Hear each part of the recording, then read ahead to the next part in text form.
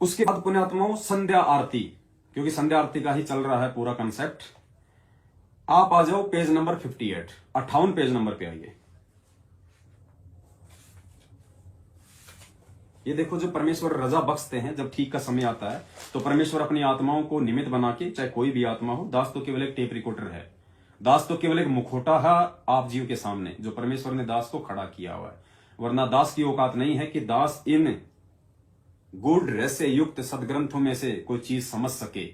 दास तो बेबुद्धि का जीव है, दास तो दुर्बुद्धि का जीव है। पुण्यात्माओं, ये तो आप भाई बहन हैं, परमेश्वर की विशेष प्यारी आत्माएं हैं, जो दास के पास में सबूत भेजते रहते हैं। और दास ने इस परमात्मा को केवल किसी संस्कार आधार से केवल एक रेडियो के रूप में आप जीव के सामने पेश किया हुआ है। वरना दास की औकात नहीं है कि दास ये चीजें ढूंढ सके, दास आप जीव को ये बता सके, और दास बिना सतगुरुदेव जी के आशीर्वाद से इन चीजों को समझ सके।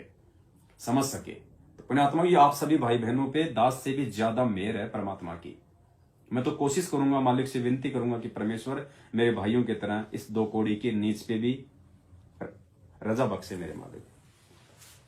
तो पुण्यात्मा, अब हम आते हैं पेज नंबर 58, संध्या आरती में पेज नंबर 58। ये जो नई वाली जो भक्ति बोध है, पेज नंबर 58। पेज नंबर 58 पे सबसे नीचे वाली जो चौपाई, आप वहां जाओ, सबसे नीचे वाली चौपाई। गरीब सतवादी सब संत हैं आप अपने धाम, आजिज की अरदास है सकल संत प्रणाम। ये वाणी है। गरीब सतवादी सब संत हैं आप अपने धाम, आजिज की अरदास है सकल संत प्रणाम। यानी आज से पहले परमेश्वर ने जिन जिन संतों की भूमिका की उसका जिक्र कर रहे हैं कि वो भी अपनी जगह आदरणीय है, सम्माननीय है, लेकिन पूजनीय नहीं है। पूजनीय तुम्हारे गुरुदेव भगवान है।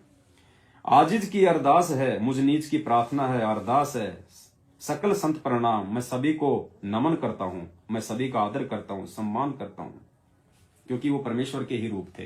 लेकिन हम उनको पूज्य रूपों में नहीं गिन सकते। पूज्य रूप में हम केवल अपने गुरुदेव को ही गिन सकते हैं। तो भेद क्या दिया है परमपिता परमेश्वर जी ने? ये जो नीचे की जो वाणी है, गरीब सतवादी सब संत हैं आप अपने धाम, फिर नीचे वाणी में ऑटोमेटिक हमारे हाथ नमस्कार की जो है मुद्रा में हो जाने चाहिए। हमारे हाथ यूं हो जाने चाहिए, चाहे भक्तिबोध हाथ में है चाहे नहीं है, हमारे हाथ यूं हो जाने चाहिए और हमारी जो गर्दन है वो नमस्कार यानी प्रणाम की मुद्रा में हो जानी चाहिए, इस प्रकार से। और फिर उसके बाद क्या लिखा है नीचे? जैसे हम ये वाणी बोलेंगे हम 2 बार, उसके बाद में नीचे क्या लिखा है? आरती के साथ लगातार करनी है। अब आरती के साथ लगातार क्या करना है? अब आरती तो हमने पूरी करनी है। अगर यहां पे ये नहीं लिखा होता तो भी हमने पूरी संध्या आरती लगातार ही करनी थी। तो फिर यहां पे लिखा क्यों गया गुरुदेव के द्वारा कि आरती के साथ लगातार करनी है? क्या करनी है लगातार आरती के साथ? हमने ये जो चौपाई जो बोली है, गरीब सतवादी सब संत है आप अपने धाम, उसके बाद ऑटोमेटिक हमारे हाथ जुड़ जाएंगे। आजिज की अरदास है, यानी अरदास आदमी जो करता है हाथ जोड़ के प्यार से, आधीनी से, विनम्र भाव से, और गर्दन हल्की सी नीची करके करता है सम्मान में। आजिज की अरदास है सकल संत प्रणाम। फिर लिखा है आरती के साथ लगातार करनी है। हमने इसी मुद्रा में रहना है, आधीनी वाली मुद्रा में, हाथ जोड़ के, गर्दन नीची, और आरती के साथ लगातार, यानी लगातार हमने इसी मुद्रा में, ये जो 4-5 जो चौपाइयां हैं आगे की, ये साखी से ऊपर तक की, यानी यहां से हमने हाथ जोड़े जहां परमात्मा ने लिखा है कि आरती के साथ लगातार बोलनी है।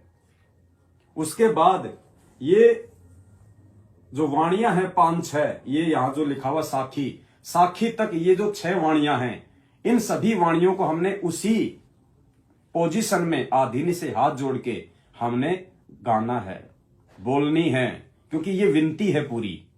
और विनती जो की जाती है, प्रार्थना जो की जाती है, वो आधीनी और हाथ जोड़ के की जाती है। और उसके बाद फिर आगे जो शुरू हो जाएगा, गरीब जल थल साक्षी एक है, डूंगर ढहर दयाल। फिर आपकी मर्जी है, चाहे उसी स्थिति में रहो, चाहे अपना सामान्य स्थिति में आ जाओ। लेकिन उस चौपाई के बाद ये गरीब सतवादी सब संत हैं आप अपने धाम, आजिज की अरदास है सकल संत प्रणाम। उसके बाद आगे की ये 6 लाइनें हमने उसी मुद्रा में आधीनी से परमात्मा से ये प्रार्थना करनी है, क्योंकि गुरुदेव का आदेश है कि आरती के साथ लगातार करनी है। ये नीचे लिखा हुआ है, नीचे छोटे छोटे शब्दों में, आरती के साथ लगातार करनी है। तो ये परमेश्वर ने सद्बुद्धि दी, एक भेद ये छुपा हुआ था। ठीक का समय आया तो परमेश्वर ने दासों को निमित्त बना के आप जी तक संदेशा पहुंचा दिया है। करना या ना करना ये आप जी के अपने समझ और विवेक के ऊपर है, दबाव किसी के ऊपर नहीं है।